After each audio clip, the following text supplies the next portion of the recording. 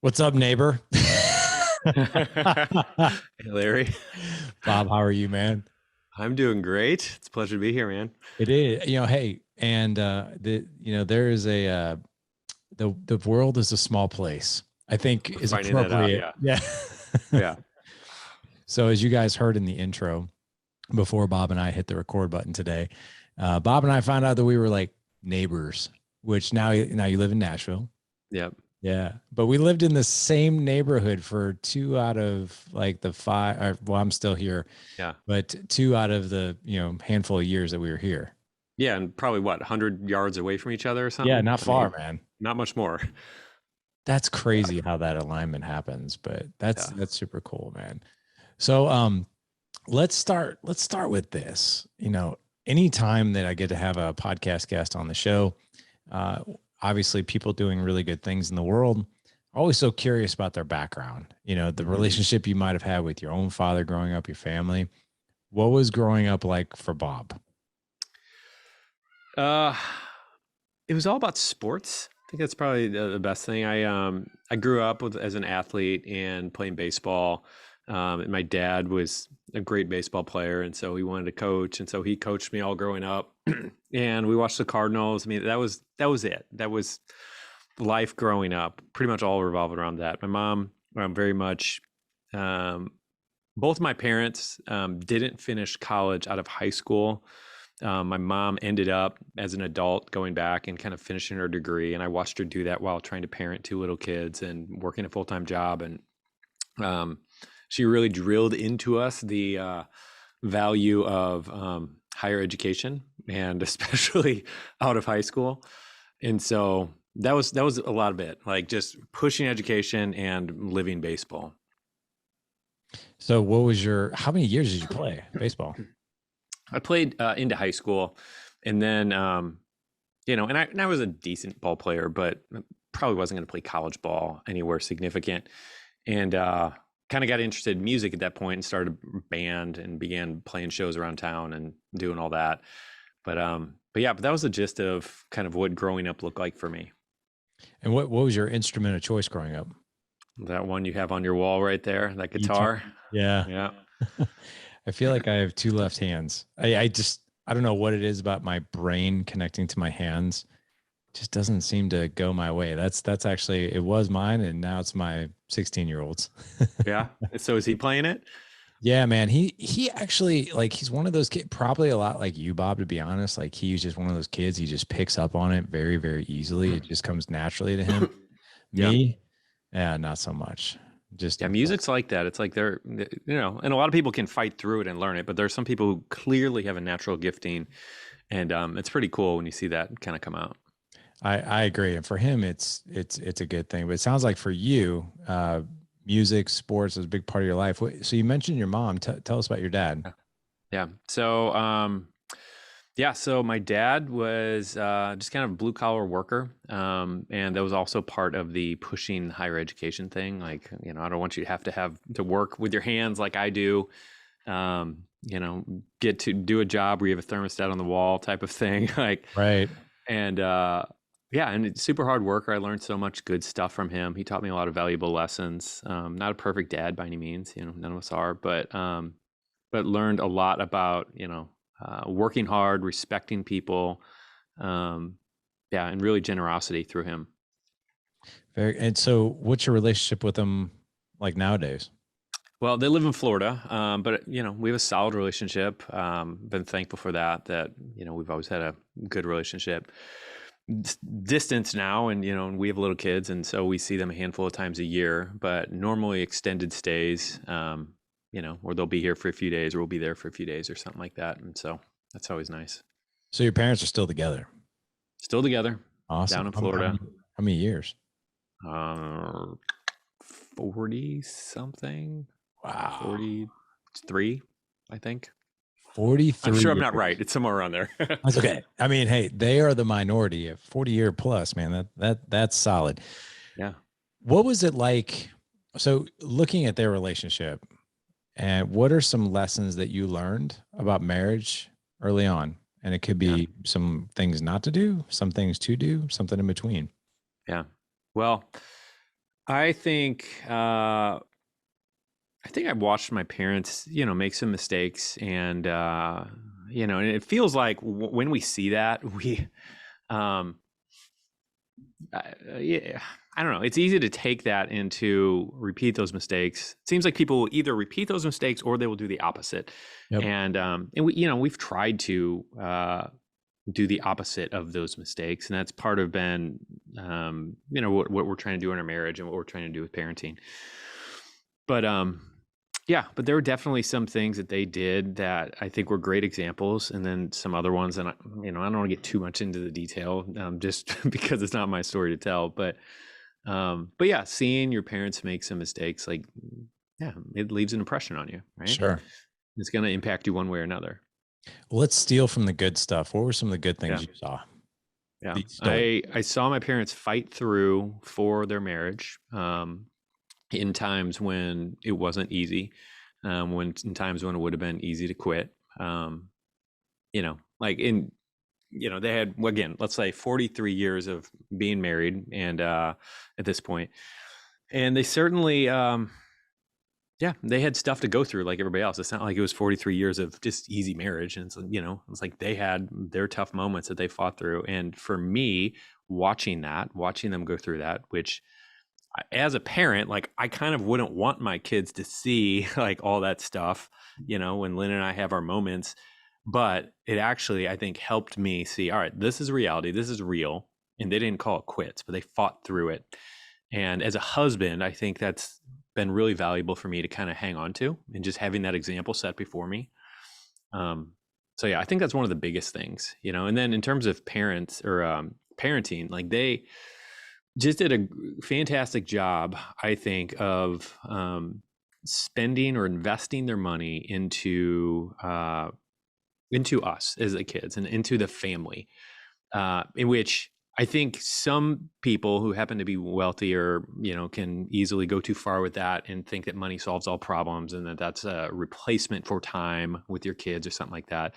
And this wasn't that at all, because my parents, most of my, young years were not, super well off financially, but they made a point of spending or investing a lot of, their disposable income on creating memories with the family. And I still really treasure a lot of that, and really respect them for that, because they made a lot of sacrifices in order to be able to do that. So when I say the quote to you, experiences over stuff, does that hit you in the heart? Yeah, Yeah. hundred Tell percent. me, Yep. tell me what comes up for you when you just think about a quote like that. Experiences over stuff. Yeah, it's because my financial journey's been interesting. Yeah. Coming out of a very blue collar middle class home, I yeah, I mean, I didn't have a lot of aspirations for having a wildly financial or wildly successful financial life, and just kind of thought, all right, I'll be middle of the road. That's my lot in life, type of thing. And our journey has led us, through some significant ups and downs, in that. And and just having a little bit of glimpse of having a little bit more than you need, for me anyway, quickly solidified that there's no amount of stuff that I'm going to get where it's just, oh, this, yeah, I mean, I'm done. Like, I got all the stuff. Like, it just never ends. Like, there's always more. You always want more, blah, blah, blah. And like, it's such a fleeting pleasure that comes and goes so quickly. Whereas the experience, or the experiences that you create and memories you create with your family and your kids and friends and whatever. I don't know, just reading this book called, I think it's Die with Zero, which is really interesting. And he's got a kind of a take on this, where he basically is like, when you invest in experiences, they pay dividends, because like, Mhm. those memories will last the rest of your life, and you're going to be able to enjoy that. And when you're 90 years old, you're going to remember that thing you did with your kid when he was 16 and this. And he's like, so you get to experience it multiple times, and it makes a really good argument, for just really focusing more on experiences rather than stuff. Yeah, experience. That's a quote that our family lives by, is experiences Yep. over stuff, and we Yep. we've been doing that now for years, and we love that, because those are the things that you put on the hard drive of your memory, Yep. and it's a lot of people chase stuff, and that's not necessarily going to bring you joy and happiness. Do you know Dan Sheets? He wrote a book. He's a part of Bigger Pockets. He wrote a Yeah. book Yep. on, yeah. Yep. So Dan cited a study in his book that was just launched a few months ago, and he said that the happiest people financially are the ones that have their needs met and just a little more. Yep. Their needs met and just a little more. So it's not like millions, gazillion dollars, right? That's not Yep. necessarily in fact, what they found is the people that had extreme wealth actually still had this same amount of satisfaction and somewhat unhappiness as people who struggled. Isn't that fascinating? Yeah.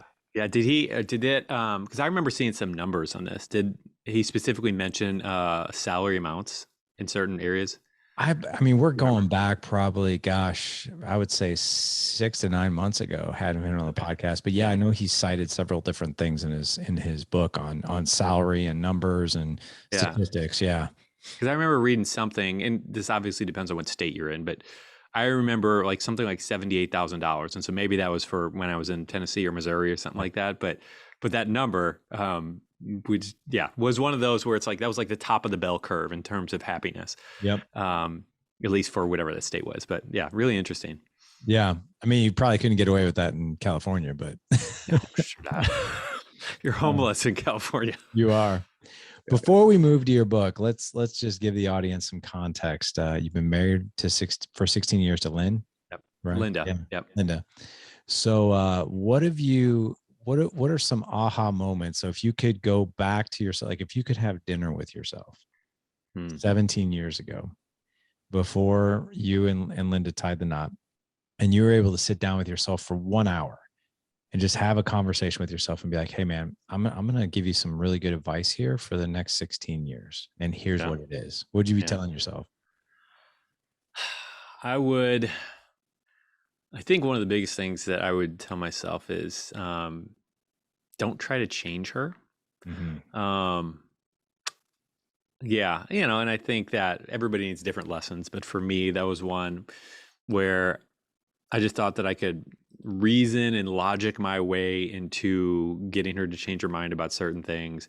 And like, to be honest, like part of me was a little bit arrogant in thinking that because I had logically reasoned something out, that meant that it was right. And as I've grown, I think as a husband and also just in becoming an expert in Linda and understanding her, I've just come to realize that just how she operates, how she thinks, how she evaluates things, it's very, very different than me. But our marriage is at its best. I'm at my best when I'm not trying to change her. Um, and that can be a really, really tough thing when it's like things that are, bothering me or driving me nuts. But ultimately, like total, net happiness, net joy in the marriage, like that's a big, big thing. When I can just accept her for who she is, flaws and all, and whatever, rather than trying to fix them all. Yeah. And what about having 3 kids now? What advice would you sit down and tell yourself on that one? Man, I mean, the obvious one, like enjoy your time, enjoy your time right Goes now, so because fast. you're not going to have, well, yeah, but you're also not going to have very much disposable time soon. You're going to be Oh, enjoy carving your, out okay. Yeah. Enjoy 15 minutes. Yeah. yeah. Yeah. But yeah, I mean, that point as well, just about, yes, it goes crazy fast. And all the old people that we talk to who have kids, grown and gone, like they tell us, they blink an eye and it's gone. And we're like halfway there. And I know what you mean now. I get it. And so, yeah, so we're really trying to just absorb these moments. So we have a 3, 5, and 8-year-old right now, and tantrum phase and trying to finish off diaper phase and just all this stuff. And and there's moments where you're just wearied and worn down, and we're just really trying to cling to like, all right, how can we grab hold of this day, enjoying this day, this moment, making the most of it so that 10, 20 years down the road, we won't be kicking ourselves for not enjoying this. Mm-hmm. You know what I mean? I know exactly what you mean. Yes. Yes. You have to embrace those moments. Quick story Yeah. before we jump into your book. We have 4 boys. Yeah. We have 16, 14, 8, 6. And there's always mad chaos and noise. It's like the fraternity party that you never leave. It's That's a great way to like, put it. Yeah. yeah, it's like Animal House. I was talking about, I told another podcast guest this, and I was just like, man, some of the things that come out of my own mouth, like when I tell these stories, I Yeah. went to the restroom, this was like a few months ago, and I go to wash my hands, and I'm like, I look, and you kind of like, how when you see something and you're like, okay, I know what that is, but I don't know why it's here. Or like you see somebody in a location, you're like, I don't know why that person's here. I don't even, and you do a Yeah. double take. So I'm washing my hands, and I look down, and literally sitting on the sink is a half-eaten peanut butter and jelly sandwich. And I'm like, how did this get here? Like, what was the thought process and the actions that Yeah. were taken? Like, did I go to the bathroom, put this down? I forgot it. Or like, was I eating it while I was going to the bathroom? Because that's happened in my house. Like, it's Got to absolutely save crazy. time. Yeah. Save time. Yeah. So I'll share this quick story, but you know, as high energy as our houses are as fathers, and ours is definitely high energy. There's a lot of things going on. It's like, Yeah. man, you yearn for that just window of time where there's quiet, right? Where Yep. you Yep. have solitude and peace. And Mhm. my wife, a few months back, was like, her van was getting fixed. So my car only fits 5 people. We were supposed to go over to my in-laws, and she's like, "Hey, I'm going over to my mom's, and we don't have the car, so I'm gonna Yeah. have to fit 5 of us in there, and you're just gonna stay home." She's like, "Oh, enjoy your time. It's gonna be," and I was like, "Oh, this is gonna be awesome." And so I sat down, and since I hardly watch TV, I went on the TV. I'm like looking through stuff. I'm like, I don't even know what any of this crap is. And then I'm sitting there, and I'm kind of like, man, what am I gonna do? This is kind of cool. And it was cool for like 20 minutes. And then the silence was deafening. Yep. It was on, and you really got a good glimpse of like, man, I'm going to turn around and my kids are going to be gone. And this quiet house that I wish for is going to be here. And I'm going to wish it was Yep. loud. Yep. So it's kind of crazy how we think that way, isn't it? How fast it I goes. know. No, I know. And like, and I've had that same thought where, um, and kind of almost fearful, like, because I'm kind of, if I'm honest, at moments wishing this away to more of Right. that, and Sure. then I know that I'm going to get to that point and wish back. It's like, Yeah. how do you handle that tension, and how do you, yeah. It's So just forcing yourself to enjoy the moment. So, yeah, 100%. well, let's get to your book, Simple Money, Rich Life. Now you have a reason that you chose this title. Yeah. I mean, we took like 7 months to workshop it. So yeah, I hope we have a reason for it. Yeah. So what was the reason behind that? All right. So, yeah, I mean, the gist of it is I really like, I've been involved in the financial industry for probably, I guess, 21 or 22 years now. Worked at a bank initially, then worked at a financial services firm, and then 2007, 2008, actually became a professional blogger, writing about money, and been doing that ever since. And so through this journey, um, I don't know. Like I just really enjoy taking complex financial things and just making them simple and digestible. And Einstein has this quote where he says, "Make everything as simple as it can be, but no simpler." And I just love that. Because I think so much of the financial world, giving you an insider's perspective, I think they thrive on making it appear more complicated than it needs to be. And yeah, it's just another one of those industries where if everyone understood how simple it can be, like, if the curtain was pulled back and everybody could actually see that, I think we'd all be pretty surprised, or a lot of people would be surprised. But anyway, so that's the first part of it, is like, how can we take, financial concepts that some people consider to be complicated and make them simple, and not in an elementary way, but just boil them down to their most essential parts, like almost a minimalist approach, type of thing. And then the rich life, is a play on words again, like for us, doing better with money, accumulating more is not about just accumulating more money just for our sakes. It's not just about becoming rich by the world's definition of just having a Lambo and having, a yacht and all the stuff. It's not about that. But for us, it's about kind of what we're talking about, this experiences component. Like, how can we create experiences, for our own lives, but also for the people around us? How can we make the world a better place by what we've been kind of entrusted with to manage? And so that's a big part of, kind of what we're trying to do with the book. and help people turn their financial lives around, improve their financial lives, maximize it, simplify it, all these different things. So they can have a better financial life, but also so that the whole world around them can be impacted positively. You're touching on a topic, obviously, it's super important to us as fathers, and a topic that we don't know a whole lot about. Like, I don't know about you, man. I mean, I grew up in St. Louis, and there was never a personal finance class offered in the high school that I went to. And I actually went to a pretty decent high school. I went to DeSmet, Yep. and then in I went to college, SLU for what you it's went to worth. SLU. Get out. Yep. Yep. What year did you graduate? A 99. Okay, so I was a few years ahead of you then, but Yeah. that's hilarious. But smaller world. But even in college, there wasn't a personal finance class offered. And then Yep. when you get out in the real world, you're like, oh wow. And then you follow kind of everyone's quote unquote American dream. You're buying these things, doing these things. You buy the new house, the new car, all that stuff. And then 50%. I read this quote not too long ago that obviously the divorce rate's 50%, but half of divorces are due to financial strain, disagreements, and not being aligned, Yep. and basically not knowing what to do with the bills and different money personality types.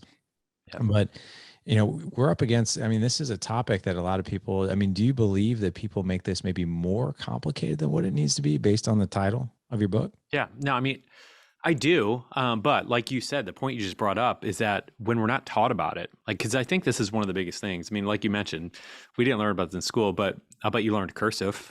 I bet you learned the Dewey Decimal System. Yeah, And yeah. like, some of these other things where it's like, all right, that's great. But every single one of us, like, if we could be learning how to earn, manage, save money, like in school, if that was just part of the curriculum, I mean, our world would be so much different, And and I think that's a big part of it. And the other thing that I think a lot of people don't realize is when, because a lot of people will think, all right, well, I didn't learn about it in school, so I don't have any money education. But the fact is, we all have money education, because when we're not being taught in school, it's like a vacuum that is going to be filled by something.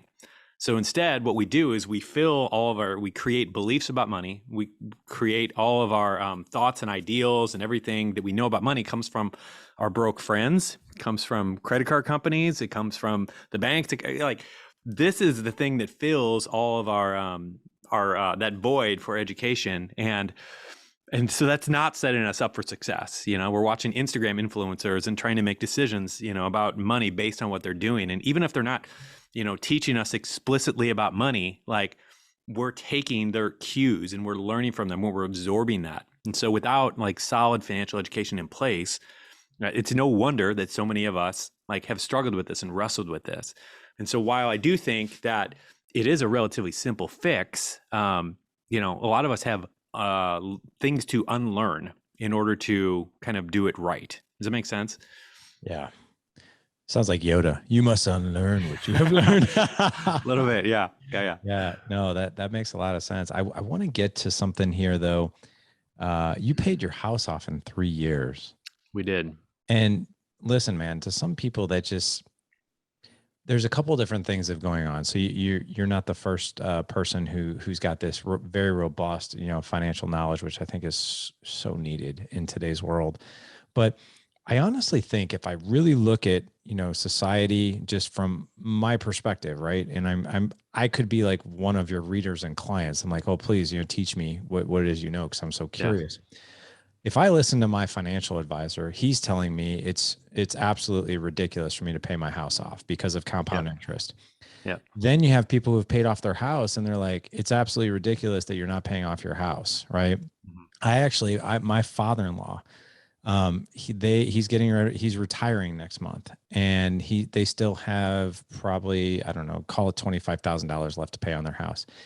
And my brother-in-law was talking to them and basically saying, hey, well, you're retiring. Is your house paid off? He's like, no, not yet. He's like, you actually never want to pay your house off. Mm-hmm. And I kind of like looked and I'm like, why not? And he's like, well, you don't get the interest tax write-off at the end of the year. I was like, yeah, but you're paying way more money in interest than you are in tax. That doesn't make any sense to me. He's like, no.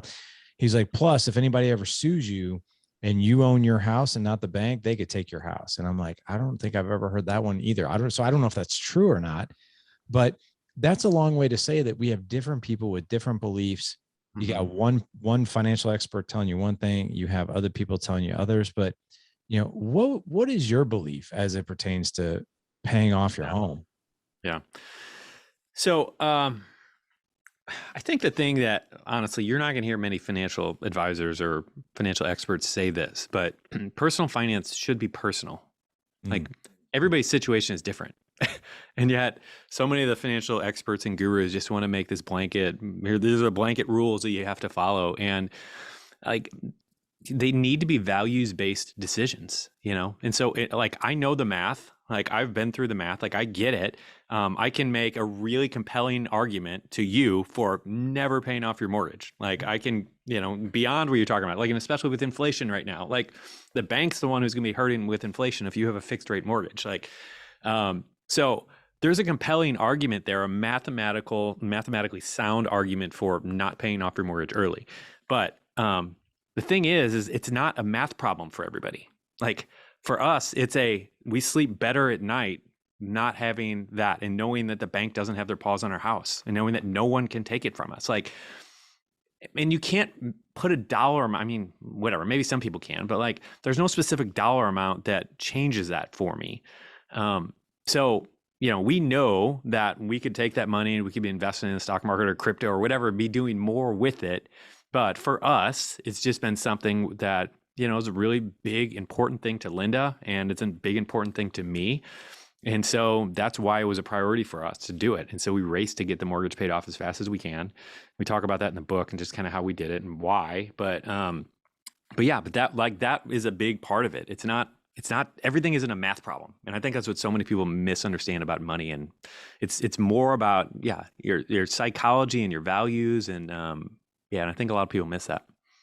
I agree. And you mentioned in there, we sleep better at night, right? It's probably aligned somewhere within your core values, who you are, how you operate optimally. And how did you guys do it? Yeah. So yeah, it's a crazy story. But the gist of it is, yeah. So as Christians, like this was one of those things where I was praying one day and I was praying to God. It's like, God, I want to get our house paid off, and often praying to God about crazy things like this. And I didn't hear an audible voice from God or anything, but I just sensed as I was praying, like almost as clear as anything I've ever prayed. If you want to see me move on your finances, I want you to begin giving your age as a percentage of your income.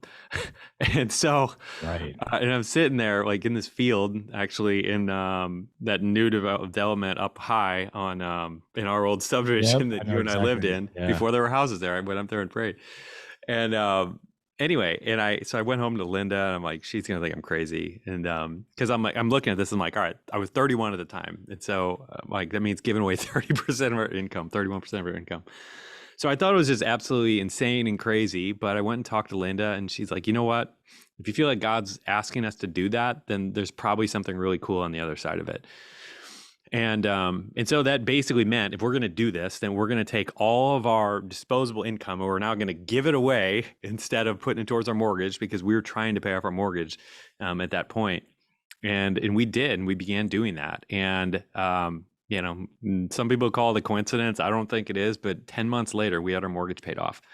Like it just made absolutely no sense. Yeah, it was just really interesting to watch how all the pieces came together. And it was like, as soon as we committed to this thing of giving all this money away, like, yeah, like our income just started increasing in random ways and blah, blah, blah, blah. And all that to say, less than a year later, we had the mortgage paid off. That is, my, It's nuts. my brain is spinning on how you did that. Yeah, I know. Tell me about it. I mean, did you guys win the lottery? No, but like Yeah. this was part of the thing though. Like with our business, we just began seeing things ramp up. Like just all of a sudden, almost hockey stick, or hockey stick curve, like exponential stuff. We're just it didn't make any sense. And there were other just like random sources of income and things that came in. Like it, and this is how I feel like I've seen God work in my life in multiple times where it's not like, I show up and there's $1 million check in the mailbox, but just random things where it's like, maybe that's a coincidence, but maybe that's God somehow in this thing. And that's kind of what the whole thing felt like. And yeah, it's just nuts. That's fascinating. And the funny thing is too, is I know exactly where you were Because Yeah. I know that part of the neighborhood and where that's at, and I think it's like, what is it, like 11 houses up there now? So Yeah. that's fascinating. Good on you for being obedient, as we like to, as us Christians call it, like being obedient to Yeah. what you feel, what you hear. And even though you were probably absolutely terrified, and to quote your words, Linda probably is going to think I'm off my rocker. But I mean, Yeah. how cool was it that she was on board with that? Yeah. Uh, yeah. And that's one of the things of, I think I'm just so thankful. I'm just so thankful that I married a woman, because I have friends who didn't. Yeah, like it's just a big deal marrying the right person, and obviously there's more to it than that. Like it's not like, oh, that's the only way. Um, like you have to fight through things. But I'm just really thankful for my wife because yeah, she got on board and she has just been such a support and honestly standing with me through stuff like this where it just feels so crazy that it just doesn't make any sense Yeah. and trusting me that I might have been hearing God on this thing. Um, yeah, yeah, Here's the interesting thing, though. Like in your book, money was a big point of contention in your marriage, right? So you go from money is a point of stress, it's a point of contention, could potentially divide how we operate as a married couple. How yeah, did you guys not only come together on this, bring your faith into it, but then also maybe improve your marital relationship with each other, but also improve your relationship with money at the same time? yeah, yeah. So the thing about this, I think it's so important to mention is that we had multiple little, really, That is my 150-pound puppy. Yeah, he's a monster. But yeah, go ahead. it doesn't sound like a Shih Tzu. No, he's not. All right, you want to pick up? I'm good. I actually don't edit these shows, so Okay, great. it's dad edge. The more imperfect, the better. Nice, love Yeah. it.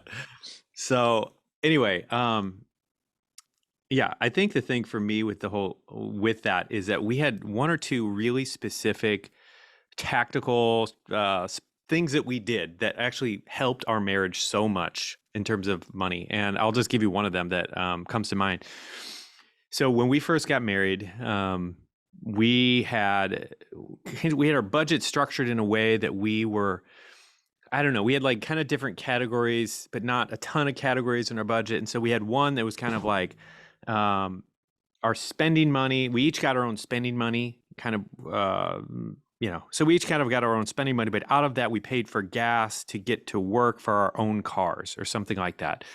And because of that, and this is it sounds so stupid, it sounds so elementary, but it's just the way we structured our budget because of that decision to lump our spending money and gas money for our own car that we were driving to work and wherever else in the same category. What happened is we started getting fights because we would be going on a date or something. And it's like, well, who's going to drive?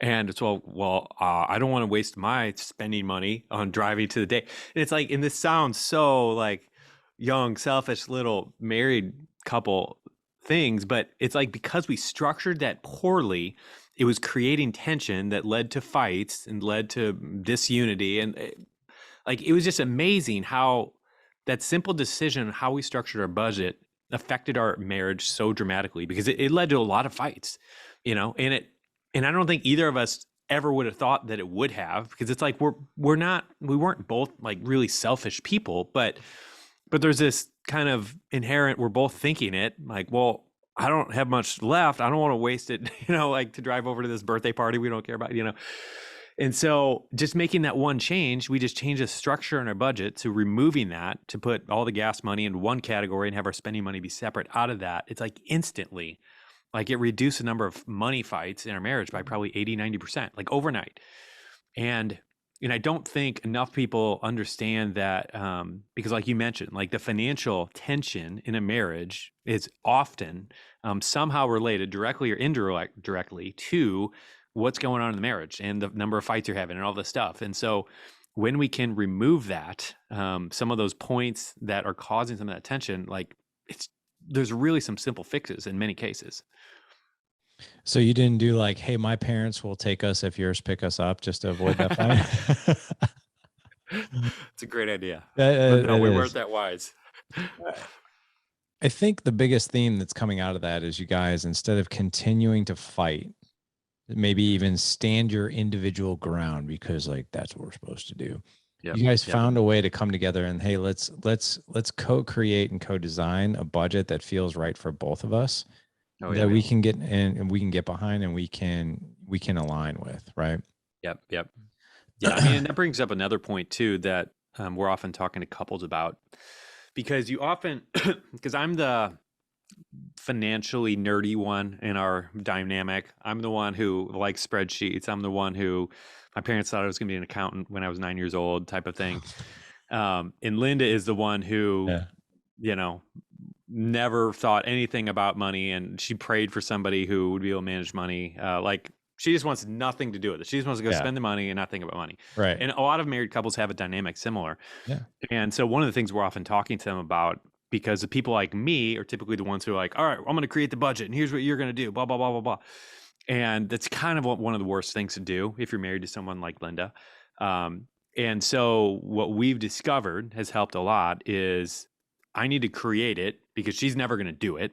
If I don't do it, she's never going to do it. So I need to do the work of creating it. But then I need to bring her in, say, honey, all right, here it is. What would you change? What's wrong with this? Okay, how can I make this appealing to you? How can I make this a win for you? And then getting her invested in it by making some tweaks, making some changes, making some fixes to it, getting her say. It's just been so good. It's been so much more helpful. Man. So you guys both aligned your strengths. Yeah. Which is Yeah. so, you know, I want to just share a quick story with you as well. And I just want to make sure the audience maybe hears even same story, same point, but just different, slightly different and tweaked. First, so Jessica and I have been married for 18 years. The first 5 years of our relationship, I did the bills. Yeah. Even though I went to DeSmet, I was on the grant and aid program. I lived in North County. I was like Yeah. ghetto, poor kid, right? I worked there every Saturday to pay for my tuition. I did that for a while too. Did you? Dude, Yep. we got so much in common, man. I wish you lived in the neighborhood still. I know. But what happened was is I grew up pretty poor, and so did she, right? But Yeah. I had something happen to me when I was younger that really, really impacted me. My mom was together with this guy. He lived with us for like 2 years. We had all of his furniture in our house, and then he just freaking left, man. And I came Wow. home from school one day. I was in high school, came home, and our entire house was empty. And I found my mom on the floor of the living room, no furniture, crying, no job. Wow. He took the money out of the bank, took all the furniture. And I was like, oh my gosh, what is, and I knew we struggled my whole life. And I was just like, oh my gosh, like what is going to happen now? That impacted me so much. And then when I, got a job, got out of college, I did the bills for our family. And I Yeah. had spreadsheets, and I hate spreadsheets. I know you love them, but like they just drive me crazy. But I had spreadsheets, and I had this, and I had that, and then I controlled the budget and the bills. And I found it. I was just like, this is just, I hate this. Like I hate. Yeah. Well, I have this thing with money. It's an emotional thing, and I still kind of deal with it. That when I see money go out, it feels very heavy on me for some reason. Like when I'm paying bills or the mortgage, I'm like, ugh. And Yep. my wife, even though she grew up with not a lot of money at all, blue collar family, she is just like, it really doesn't bother me. So the fascinating thing about our relationship is I love the investing side. Like I love that.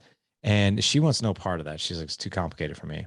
I also love, actually, believe it or not, I love the budgeting side, like the categories and what we got going on and planning for it. And then she does the cash flow and the bills.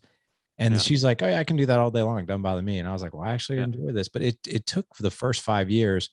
And for me, like giving her the bills to pay, that was so hard because I was like, well, if I'm not doing it, like, are we going to be okay? What type of personality is she going to have? Am Yeah. I going to feel, and it ended up being an incredible thing for our relationship is doing that. That's great. Yeah. I want to finish up with this, I want to honor you because I love how open you are about your faith. And I'm a very faith-based person myself, but Christianity and your faith, and obviously you shared one story about basically praying to God and hey, what do you want me to do? Yeah. You answered the call, but there's more to your story, your platform, and how you go about money that's in alignment with your faith. And I want you to tell us about that. Yeah. So what specifically, where do you want me to go So with the that. giving thing, I would say the Yeah. giving thing, right? And just Yeah. the trust with your faith and how that's aligned. Yeah. I I don't know. Like, I mean, back growing up in high school or even college in my 20s, like if you would ask me, if you would have told me, hey, when you're 40 years old, you're going to be giving away 40% of your income, like I would have been like, there's no way. Like, there's, like I still can't even wrap my brain around it, but like I don't understand. Like I'm really trying to live my life in obedience to whatever I feel like God's calling and asking me to do. And so that's kind of like where that first thing started, up in the subdivision, up on that hill. Like, I just sensed him leading or, inviting us more or less. Cause it didn't feel like this heavy pressure. You have to do this or I'm going to get you, like, type of thing. It just felt like, here's an invitation to a wild adventure that you can go on with me, and I'm reminded of, like, anybody who knows the Bible story of Peter stepping out of the boat on the water. Like, I'm reminded of that, where what must that have been like for Peter to be invited by Jesus to walk on water, and like how crazy and wild that would be to have that invitation from Jesus. All right, come take a step and walk on the water. I'm got you. And and so it's not the same thing, but I feel that same sense of invitation to do this kind of crazy thing that everyone thinks insane. And and I think there's a grace for it. I think God designed us and wired us in a way that he knew that we could handle this and we can do it or whatever. Um, and so I think that's always been there. And it's definitely, we've had moments of fear, and there have been things where it's like, this didn't go exactly how I wanted. This isn't some, just pray to God and he's going to make you rich like a genie in a bottle, like, type of thing. But within that, it's been this journey and this adventure where I just can't think of any better way to live. Like, we've gotten, because of that, because we've chosen to give such a high percentage of our income away, like, we've gotten to participate in so many life-changing things. And part of that money, has been given to big organizations that are maybe making a difference here or here, some other place in the world. But some of that has been to personal situations that we were aware of, where we got to make a big impact in someone's life, and really be the answer to prayer that someone was praying for in a specific situation. And I cannot tell you how fulfilling that is when you get an opportunity like that to use something that, some extra money that's in your bank account to make an impact in someone's life and potentially change their life from that point forward and be part of what God is doing in that whole equation. So anyway, so at this point, it's like, I can't think of any other way to live. Have your kids been a part of this? Like watching the impact of that? Yeah. I mean, our oldest is 8. Yeah. And so he understands some of Yeah. what's going on. And so, yeah, that's our desire, to bring them along and to let them see as much as possible, and to, yeah. And the interesting thing, and I know you know this, but a lot of what our kids get, it's not taught, but it's caught, Odd. and so, we've been told, and some of the children's workers have sent us videos of our 8-year-old praying in, kids church at offering time about giving, and they're like, it's so clear that he's your kid, because, and based on what he's praying and stuff about giving and generosity. And it's really funny to me, because I don't feel like we've had a lot of conversations. Like, I kind of feel a little bit like, man, I could be doing better, like teaching him more about giving. But that's encouraging to me, just knowing that he's catching some of it, even if we aren't teaching it as explicitly as I would like. Mm. Bob, this is awesome, man. Like your story, it, it it warms my heart. Like it literally and I know you're a humble guy and it's probably hard for you to take a compliment, but all you have to do is swipe right on your iPhone and you see all the doom and gloom and uncertainty and Yep. craziness that's going on in the world. And this is such a cool reminder, man, for a few reasons. Number one, trust in God, right? Be Yeah. obedient, trust in God. He's going to take care of us. The second thing too is that um, the fact that there are people out there in the world that are doing things like this, that are giving away money, right? That are giving away, you could be somebody else's miracle. Like, man, that is so cool, because the world is so filled right now, man, especially with how we have technology at the swipe of a button. Yep. And if this is good stuff, man, you're doing really good things in the world. I want to make sure that the guys can find your book, and also, like, if they just want to contact you or even support your movement and your mission, where's the best place for guys to connect with you? Yeah. Well, thank you. I mean, we're, like I said, we're doing our best. We're just trying to walk with wherever we feel like God's leading us. Um, anyway, in terms of the book, like one thing that we did for anyone who's interested. So, the book, we created a thing called 3-Day Money Challenge, 3daymoneychallenge.com. And basically, what I want to do is just pull out 3 of the most important keys out of the book for someone to get hold of to be able to make, immediate impact in their financial life. And so for anybody who's like, I don't know where to start, like just go there, just do that. It's completely free. Like just sign up in 3daymoneychallenge.com. And if you like that and you want to get the book, great, go for it. But the book's sold everywhere or whatever. I think simplemoneybook.com, like you can go order it there, or it'll be on Amazon or all the other places. But yeah. So cool, man. I love what you're doing in the world. Guys, go check out this book. We're gonna have a link for all of Bob's social media handles, as well as obviously the website that he mentioned to go grab his book. You can go head on over to thedadedge.com /367. Again, thedadedge.com /367 to connect with him. Bob, thank you so much for coming on, man. This was so cool. Well, thanks, Larry. It's a pleasure. It's a privilege, and I appreciate it, brother. Yeah, back at you, man. Even though you went to SLU and I went to DeSmet and all that.